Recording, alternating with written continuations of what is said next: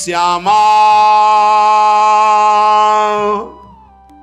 छिन छिन पियत स्वरूप माधुरी इक रस द्योष गवाऊं। प्यारी जी, यदि एक बार आपके श्रीमुख का साक्षात्कार हो जाए तो मेरे मन की चंचलता, मेरे नेत्रों की चंचलता, ये सब शांत हो जाए। रात दिन उसी रूप माधुरी के चिंतन में हमारा व्यतीत हो, उसी रस में ये मन, ये बुद्धि, ये चित्त, ये अहम सब पंग हो जाए। एक बार कृपा करो मेरी स्वामिनी। जो बड़े बड़े महान ईश्वर कोटि के योगींद्र मुनींद्र हैं, उनके लिए भी दुर्लभ रूप माधुरी, वो रूप माधुरी देखना चाहता। एक बार नेत्र भर करके पान करने की कृपा कराए। एक बार मैं देख पाऊं अपनी स्वामिनी को तो जन्म जन्म की मलिनता और चंचलता छूट जाए। छिन छिन पियत स्वरूप माधुरी इक रस द्योष गवाओ। बस आपके ही नाम रूप चिंतन में हमारा प्रत्येक क्षण व्यतीत हो। हे स्वामिनी, जब आपका रूप देख पाओगे तो एक उन्मत्तता बढ़ती है, रूप की उन्मत्तता होती है। एक रूप का रसाशव है जो सखियां पान करके हर समय छकी होकर भी प्यासी रहती है। यह ऐसा प्रेम रस है कि पान करने पर रसमत्तता बढ़ती है पर प्यास भी बढ़ती है। नाचत हंसत मत रस छाकी डोलत जगत हंसाऊं। ये जगत हंसे के देखो पागल है, कभी नाच रहा है, कभी हंस रहा है, कभी गा रहा है। अपनी प्यारी जू की रूप माधुरी का रसासो ऐसा चढ़ा कि बाह्य दशा बदल गई। छिन छिन रुदन करंत छिन गावत आनंद भरी छिन छिन हार हसंत। यह जो कृपा हरिवंश की। नाचत हसत मत रस छाकी डोलत जगत हंसाओ प्रियाजू। मेरी स्वामिनी कबहू कसरी मुख देखन पाओ। भोरी सपने हुआन न जाने न माने न देखे। तभी अधिकार बनता है प्यारी जू प्यारे जू से रूप दर्शन की मांग का, और तभी मांग पूरी होती है। भोरी सपने हूं आन न जाने न माने न देखे। जागृत स्वप्न सुषुप्ति स्फुरत में राधा पदाब्ज छटा। अगर करवट बदली सोते समय, थोड़ी भी चेतना राधा, तो समझो कि हमारे रंग आ रहा है। किसी कारणवश नींद भंग हुई, आपकी चेतना जागृत हुई, तो प्रियालाल राधा राधा, तो समझो कि आप में तन्मयता बढ़ रही है। अगर चिंतन करना पड़े, सुबह का टाइम भजन करना है, अभी रंग नहीं आया, वो ये धाम कर देगा। बहुत बड़ी महिमा है, बस इसकी रहनी से रहो। ये धाम ऐसी व्याकुलता पैदा कर देगा कि पूछा जाए क्या चाहिए तो कुछ प्रश्न नहीं, कोई चाह नहीं, कोई चाह नहीं, और वो व्याकुलता है, वो रोना है, वो तड़पना है। क्या चाहिए? कोई गति, कोई धाम, कोई कुछ नहीं, कोई वहां प्रश्न ही नहीं। तन मन के बिछुरे नहीं, पर चाह बढ़े दिन रहन कबो संजोग न मानहि। देखे भरी बहन, किसी साधन से नहीं होता है, किसी साधन से नहीं। या गुण साधन ते नहीं हुई, तुम्हारी कृपा पाओ कोई कोई। कोई कोई में अपने लोग ही हैं जो खींच कर लाडली, जो हमें जगत जंजाल से श्रीधाम वृंदावन की पावन भूमि में बैठने का अधिकार दिया, इस रज में बैठकर भगवत चरित्र सुनने का जो सौभाग्य दिया, ये हमारा आखिरी जन्म है। ये कोई कोई में हम ही हैं, हम ही सब हैं। भोरी सपने हुआन न जाने न माने न देखे। जागृत स्वप्न सुषुप्ति सूरत में राधा पदाब्ज छटा, देह गेह बिसरावो मेरी लाडली, कबहू का श्री मुख देखन पाओ। एक बार यदि आपकी रूप छटा हमारे नेत्रों में समा जाए स्वामी जी, तो देह गेह लोक परलोक जागृत स्वप्न सुषुप्ति इन सबसे ऊपर अवस्था आ जाए, देहातीत गुणातीत कालातीत अवस्था जागृत हो जाए। इसलिए स्वामी हम पर कृपा करो कि हम अपनी लाडली जू को देख पावें, क्योंकि लालजू की कृपा के बिना लाडली जू तक पहुंच नहीं है। लाल रंगीलो गाइए तब प्रीति रंगीली पाइए। ये धनी है और धन है श्री किशोरी जू। नख शिखलो अंग अंग माधुरी मोहे श्याम धनी।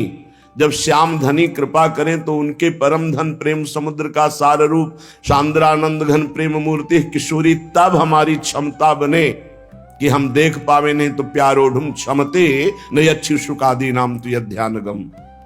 कबहू का नैन भरी रूप दिखावो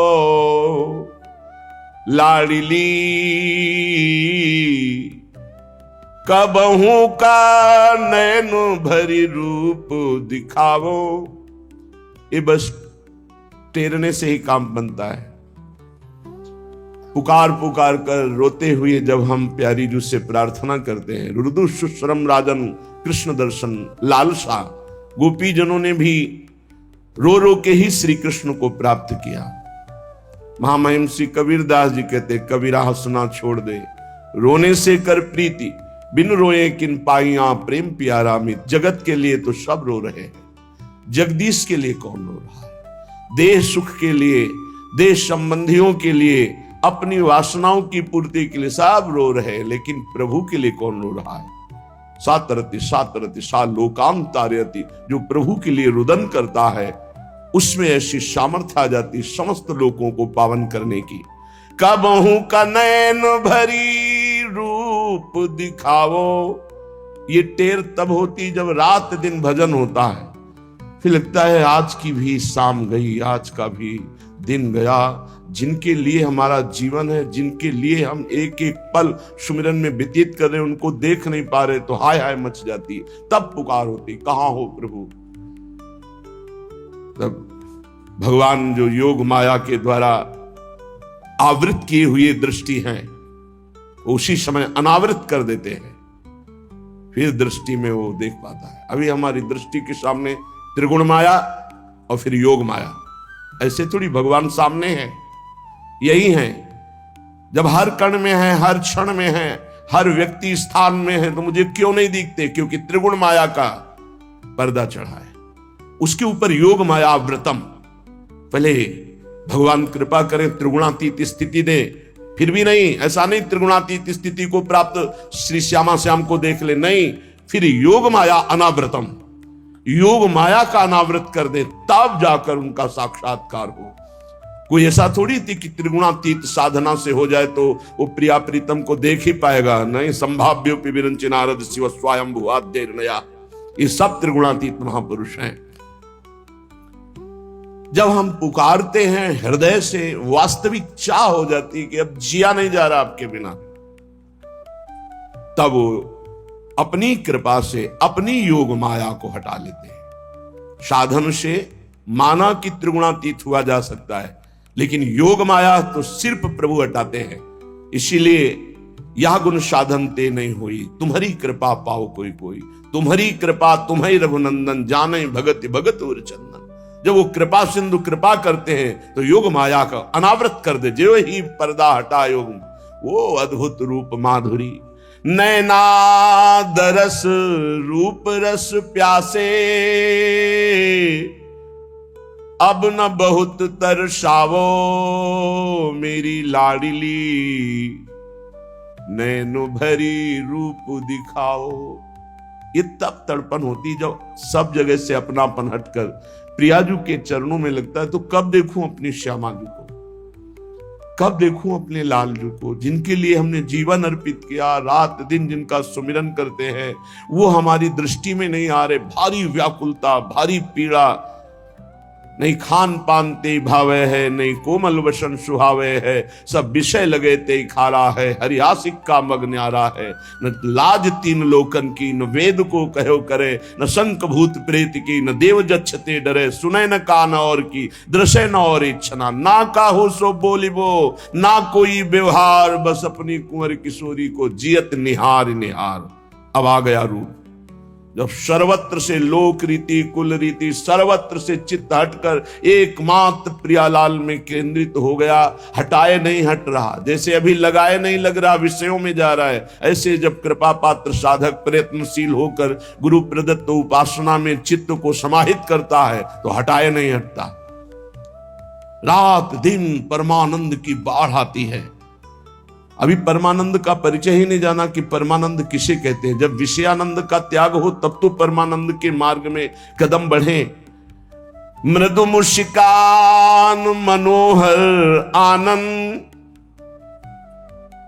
तनक झनक दर्शावो।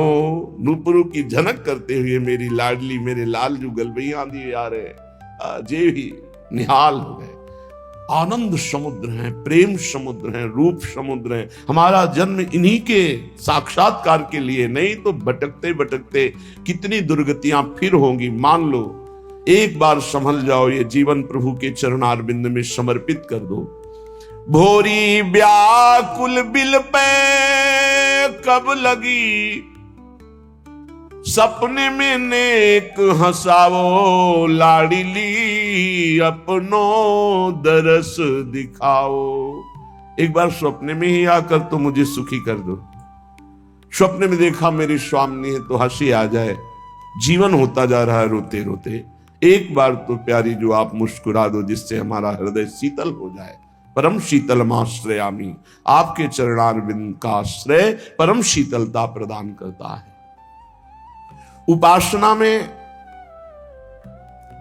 उपास्य देव से ही हर समय जुड़े रहना आवश्यक है। एक भी क्षण हमारा समय व्यर्थ ना जाए। अव्यर्थ कालत्वम, इसीलिए विरक्ति, कहीं भी आसक्ति होगी तो हमारा चित्त उसका चिंतन करेगा। और ये हमारी उपासना में बहुत बड़ी त्रुटि है, छिद्र है, जिससे हमारा कमाया हुआ भजन का आनंद बाहर निकल जाता है।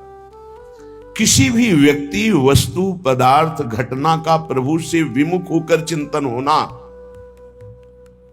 हमारे साधन से जो आनंद हमको मिलने वाला 20 वर्ष हो जाते हैं, अध्यात्म उन्नति नहीं दिखाई देती, जो स्थिति है वो नहीं दिखाई देती। कारण कोई व्यक्ति, कोई वस्तु, कोई स्थान, उसका हम आश्रय लिए, वो हमारे चिंतन का विषय बनता है। कोई इंद्रिय जन्य भोग संबंध है, कोई शास्त्र विरुद्ध आचरण है, नहीं तो आपसे सच्ची कहते हैं।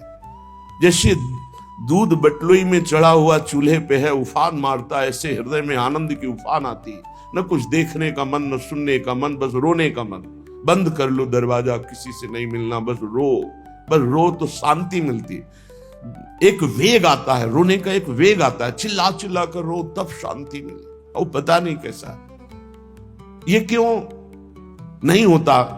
जब हम सब साधन में लगे, भगवत मार्ग, कोई है जो हमारे सुख का हेतु है, प्रभु से विलग कोई है। इसलिए सत्संग की अपार महिमा वर्णन की गई है। यदि हमें भगवान की अहेतुकी कृपा से सत्संग मिल जाए तो तुलयाम लवेनापि ना स्वर्गम ना पुनर्भवम, भगवत संग संगस्य मर्त्यानाम किमुताशिषा। यदि हमें भगवत प्रेमी महात्मा का संग मिल जाए एक क्षण मात्र के लिए भी, तो उसके सामने मृत लोकों की सुखों की बात क्या, स्वर्ग सुख भी क्या और मोक्ष सुख भी क्या, अर्थात मोक्ष का भी त्याग करा देते हैं। ये जो भगवत प्रेम है, जिससे हमारे हृदय में रुदन होता है, व्याकुलता होती, तड़पन होती है, हमारे नेत्रों के सामने हमारे प्रीतम होते हैं, फिर भी वो चाह करता है, मिले हुए भी अनमिल मांग करता है, मुझे आप एक बार अपने दर्शन, जबकि प्रतिपल देख रहा है। यही प्रेम का स्वरूप। तन मन के बिछड़े नहीं, चाह बड़े दिन रहे। ये प्रेम तब आता है जब मोक्ष का भी त्याग कर दे। अभी तो चंद रुपए का त्याग नहीं हो सकता, चंद भोगों का त्याग नहीं हो सकता जब स्वर्ग के भी भोग सामने उपस्थित हो, उनमें भोगने की इच्छा ना हो और मोक्ष सुख का भी अधिकार हो और मोक्ष सुख त्यागी हो। बहुत ऐसे हे भाव से मोक्ष सुख का त्याग प्रेम में हो जाता है। वेणु कानन कुणित श्रवण सुंदर सुनत मुक्ति सम सकल सुख पाए पग पेलिरी। जहां हमारी प्यारी जो प्यारी जो जहां बंशीनाद हो रहा है, जहां अद्भुत रूप सौंदर्य की प्रेम की वर्षा हो रही, ए मोक्ष सुख पग पेलिरी, पग पेलिरी। कल्पना भी नहीं कर सकते कि मोक्ष में कैसा सुख है, आप कल्पना भी नहीं कर सकते। अखंड आनंद, अपार आनंद, वो आनंद भी प्रियालाल की नूपुरों की धुनी मात्र सुनने से फीका लगने लगता है। लालजू की वंशी नाद मोक्ष सुख का त्याग करा देती है। ऐसे प्रेमी महात्माओं का यदि हमें संग मिले जो केवल भगवान से जुड़े हुए हैं, केवल भगवान से, ऐसे महात्मा से ही लोक कल्याण होता है। वो लोक कल्याण का बाना नहीं धारण करते। उनकी वाणी, उनकी चेष्टा, उनके शरीर की वायु, उनका दर्शन, उनका संभाषण जगत पावन अपने आप कर, पर वो उनके अंदर अहम नहीं होता। सोचो, जिनके संग मात्र के लिए मृत्यु लोक के सुखों की क्या, स्वर्ग सुख की क्या, मोक्ष सुख को भी तुलयाम लवे ना पिन ना स्वर्गम ना पुनर्भूम। एक तरफ उनका संग और एक तरफ मर्त्य लोक, स्वर्ग लोक और मोक्ष सुख, बोले वो तुलना में नहीं आ सकते। एक क्षण मात्र का संग उनका। जिस बंधन की ऐसी प्रभुता वर्णन की गई है कि बार बार बड़े यत्न किए जाए फिर भी जड़ चैतन्य का बंधन टूटता नहीं है। भगवत प्रेमी महात्मा का संग मिलते ही वो बंधन अनायास बिना प्रयास के नष्ट हो जाता है। जड़ चेतन ग्रंथि पड़ गई, यद्यपि मृषा छूटति कठिनई, वो भ्रम उनके सत्संग मात्र से, उनके संग मात्र से, उनके वचन आज्ञा उपदेश का पालन मात्र करने से स्वाभाविक नष्ट हो जाता है। जो भगवान में आसक्त हैं, खास बात है, संत संग की यहां तुलना की जा रही है। मोक्ष सुख से भी नहीं, स्वर्ग सुख से भी नहीं, मर्त्य सुख की बात क्या, केवल प्रेम। जो भगवान में आसक्त है, ये दुर्लभ बात है। उठते बैठते चलते फिरते खाते पीते सोते जागते, जब कथयंत च माम नित्यम तुष्यंति च रमन्ति च, ये शब्द किस संत के संग से प्रेम प्रकट होता है? जो रात दिन केवल भगवान में आसक्त है, कोई व्यवहार छू भी नहीं गया, व्यवहार भी उनका गाढ़ परमार्थ है। प्रियालाल के सिवा कोई मतलब नहीं, प्रियालाल के सिवा कोई मतलब नहीं। जो भगवान में आसक्त हैं, ये आसक्ति बहुत बड़ी बात है। देह में आसक्त हो जाना, भोगों में आसक्त हो जाना, पदमान प्रतिष्ठा रुपया पैसा, ये सब भगवान में आसक्त हो जाना, तभी उनके सामने मोक्ष सुख भी लघु हो गया। अगर उनका संग मिले तो मोक्ष सुख भी लघु हो गया। ऐसे संत जब भगवान की कृपा से मिलते हैं, जिनमें किंचन मात्र कहीं लोक परलोक की सुख की गंध नहीं, एकमात्र भगवान में आसक्त, ये बाहर से नहीं पहचाना जा सकता। प्रभाव तो जरूर होगा। जैसे जिस घर में दीपक जलता हो तो चाहे जितना छुपाया जाए, बाहर से पता चल जाएगा कि इस घर में अंधेरा नहीं है, प्रकाश है। ऐसे ही जिसके हृदय रूपी भवन में भगवान प्रकाशित हो गए, चाहे जितना वो प्रच्छन्न वेश धारण करना, अपने आप पता चल जाता है कुछ है, कुछ है आकर्षण, कुछ दिव्यता है, भागवतिकता है। इनके समीप बैठने से शांति मिलती है, इनकी बात सुनने से हृदय में आकर्षण होता है, इनको देखने से ऐसा लगता है, देखा पहली बार है पर ऐसा लगता है इनको मैं देखता रहा हूं, ये मेरे हैं, ये अपने हैं, ऐसे कुछ बाहरी लक्षण प्रकट होने लगते हैं। जो ऐसे संतों का संग मिल जाए और उनसे हमारा प्रेम हो जाए, प्रेम होना बहुत कठिन बात है। गुरु मान लेना, थोड़ी देर प्रणाम नमस्कार, भेंट पूजा, ये सब माया का खेल है। इससे कुछ प्रेम होना, आसक्ति हो जाना, उनके वचन पे चलना, वो हमारे दिमाग में बैठ गए हैं, वो हमसे कभी दूर ही नहीं है, हमारे मानस पटल पर छाए हुए। अब जैसे गुरुदेव, ऐसा थोड़ी कि हम दर्शन करने जा रहे हैं तो ही दर्शन हो रहे हैं। नहीं तो दर्शन नहीं। नहीं, उनके सिवा कोई दर्शन ही नहीं। सच से मानिए, उनके सिवा कोई दर्शन ही नहीं है। सावा दर्शन, दर्शन तो सिर्फ गुरुदेव का। जहां से दर्शन होना वहीं वो बैठ गए, तो किसका दर्शन हो? गोपीजन कहती पता नहीं क्या हो गया है, मेरी पुत्री में श्याम सुंदर बैठ गए, या श्याम सुंदर ही पुत्री बन गए हैं, या कुछ ऐसा हो गया है कि श्याम बेल ही बो गई है। मुझे श्याम सुंदर के सिवा कुछ दिखाई नहीं देता, जित देखूं तित श्याममयी। तो अपुनर्भव सुख का त्यागी जो होता है वही प्रेमी होता है, मोक्ष सुख का त्यागी। पहले मोक्ष सुख मिले तब तो ना